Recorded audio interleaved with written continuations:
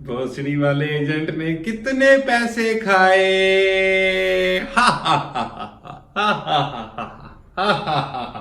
अस्सलाम वालेकुम गाइस, कैसे हैं आप सब? उम्मीद करता हूँ सब खैरियत से होंगे जनाब। आज जिस टॉपिक में मैं डिस्कस करना चाह रहा था वो टॉपिक ये है कि आप दुबई या ओमान किसी भी गल्फ कंट्री में रह के यूरोप यानी शेंजन वीजा आप कैसे ले सकते हैं किसी अच्छी और किसी बड़ी कंट्री में, लाइक जर्मनी, इटली, पुर्तगाल, स्पेन वगैरह। तो अब मैं आऊंगा सीधा मुद्दे पे कि जो दुबई के अंदर जॉब कर रहे हैं, लाइक जो एक अच्छी जॉब कर रहे हैं, जिनकी सैलरी 10 से 12 हज़ार दिरहम, वो अच्छा कमा रहे हैं, आप दुबई से उधर मूव करना चाह रहे हैं तो अभी अपॉर्चुनिटी आपके लिए बहुत अच्छी है, क्योंकि दुबई में रह के यूरोप के वीजे बहुत ही आसानी लग जाते हैं।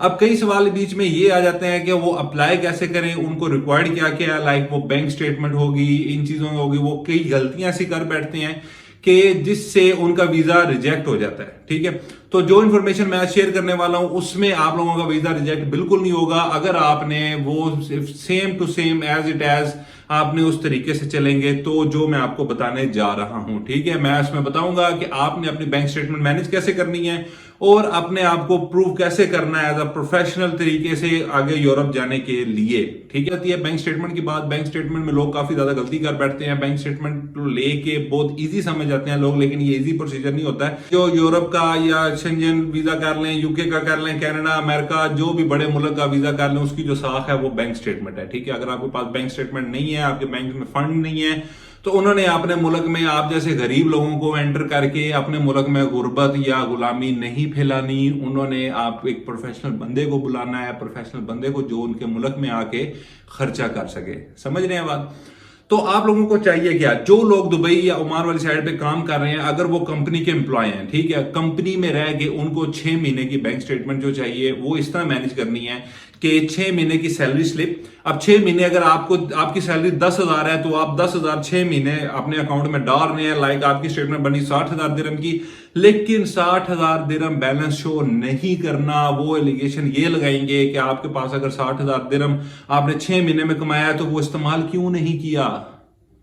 आ जाती है ना बात, क्यों नहीं किया इस्तेमाल? वो 60 का 60 आपके अकाउंट में कैसे पड़ा हुआ है? आपकी क्या मंथली कोई वेजेस नहीं है? आप क्या हवा खाते हो, हवा पीते हो, जो आप सारा पैसा कमा के बैंक में डाली जा रहे हो? रहते खाना पीना कुछ नहीं होता तुम लोगों ने।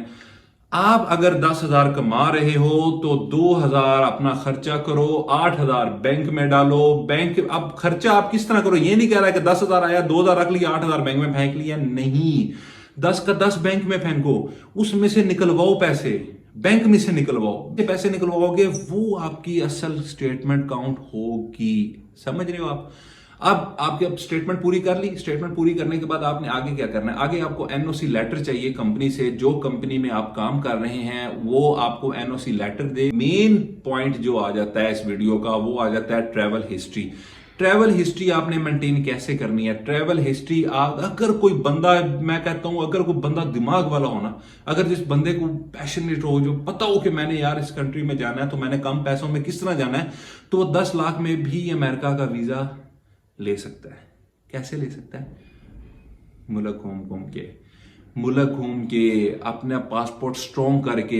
अब जो बंदा 10 हज़ार दिरहम की जॉब दुबई में कर रहा है उसको चाहिए कि वो हर महीने किसी ना किसी एक दिन के लिए ही सही एयरपोर्ट पे रह के वापस आ जाओ। यार पासपोर्ट के ऊपर स्टैंप तो लगवाओ, पासपोर्ट को तो स्ट्रॉन्ग करो। एक दिन एयरपोर्ट के ऊपर काट के अगले दिन वापस आ जाओ। यार अगर नहीं घूमना चाहते, पैसे जेब इजाजत नहीं देती, सेव करना ही सीखा हुआ, तो एयरपोर्ट के ऊपर रह के वापस आ जाओ रिटर्न टिकट लेके। लेकिन पासपोर्ट पे स्टैंप लगेगी।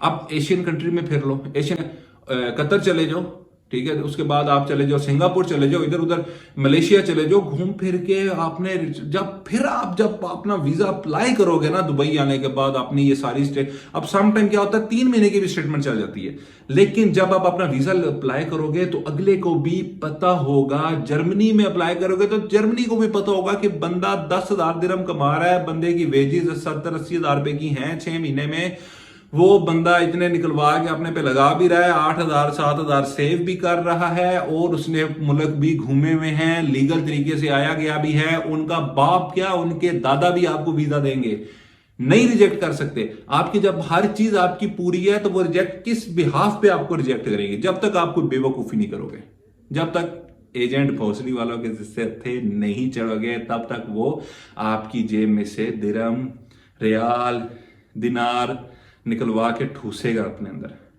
समझ रहे हो? एजेंट खाते नहीं चढ़ना, खुद करना है। भोसड़ी वाला एजेंट आप लोगों को बहुत गंदे मशवरे देगा, फलां कर दो, फलां कर दो, फलां कर दो। उसने क्या करना, उसने अपनी जेब भरनी है, उसको आपसे कोई लगाव नहीं है। वो आपको अपनी जूते की नोक के बराबर समझता है, जूते के ऊपर जो हल्की सी मिट्टी होती है ना, उसके बराबर आपको वो समझता है। तो आप लोग जो 10 से 12 हजार महीने का कमा रहे हो, उस कंजर को इतनी अहमियत दोगे कि वो आपको अपने जूते की नोक के बराबर समझे, जूते के पड़ी मिट्टी के बराबर समझे? Kick out, fuck off. तो वीडियो बनाने का मकसद यही था, आप तक सही इंफॉर्मेशन पहुंचानी, इसके अलावा कोई और प्रोसीजर नहीं है। ये उन लोगों के लिए वीडियो थी जो लोग दुबई में रह के अच्छी जॉब कर रहे हैं, जो 10 से 15 हजार इनकम ले रहे हैं। ठीक है? और मुझे कमेंट सेक्शन में कोई भी प्रॉब्लम हो तो आप मेरे से डिस्कस कर सकते हैं। मेरा इंस्टाग्राम नीचे शो हो रहा है, मुझे इंस्टाग्राम पे मैसेज करने। और किसी चीज की समझ ना आ रही हो तो बिला तकल्लुफ मेरे से पूछ सकते हैं। ठीक है? तो इंशाल्लाह मैं मिलूंगा आपसे अपनी अगली वीडियो में। तब तक के लिए आपने अपना बहुत सा ख्याल रखना है, भोसड़ी वाले एजेंट से बी अवेयर रहना है। नहीं रहोगे ना तुम लोग, मुझे पता है तुम लोगों की फितरत में है, तुम लोग नहीं रहोगे। तो खैर मुझे दीजिए इजाजत, मिलूंगा नेक्स्ट वीडियो में, तब तक के लिए